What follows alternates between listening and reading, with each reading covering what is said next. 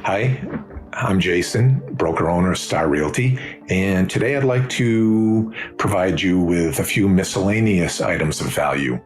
I'm going to start off with a website that you can go to, and I'll put the link in this broadcast.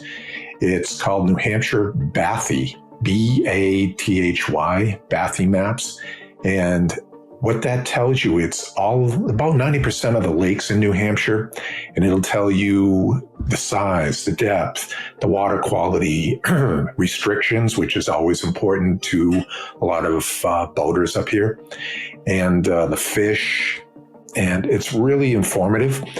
And being in the lakes region of New Hampshire, I think you'll find that very valuable. Also, I'm going to put a link in here for the New Hampshire Shoreline Protection Act.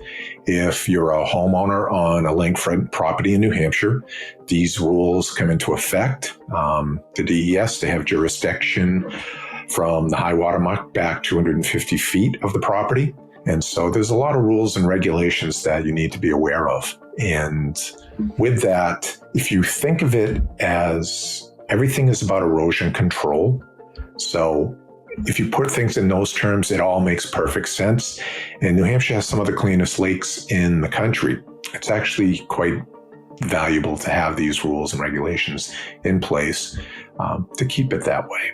The next item I'll talk about is property taxes. A lot of buyers will ask, well, once I purchase the property, will the taxes are automatically go to the price I pay for the property? And the answer to that is no. Most towns in New Hampshire try to reevaluate every property in their town from every 2 to 5 years. Right now, they're doing it about every 2 to 3. They'll send an appraiser out. By the way, you don't have to let them in, but it's entirely up to you. But an appraiser will do a quick valuation on your property, and that's how they'll reevaluate the property. It won't automatically go to whatever you paid.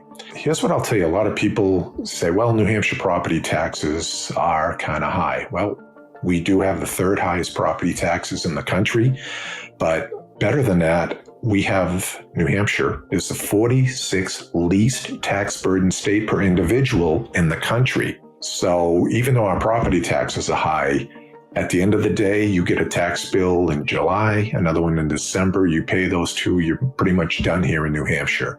Whereas other states, you're kind of nickeled and down daily, so you don't feel it as much. But at the end of the year, if you ever added it up, you'd find that you paid a lot more taxes most other states than New Hampshire. And also property taxes, how are they determined in New Hampshire?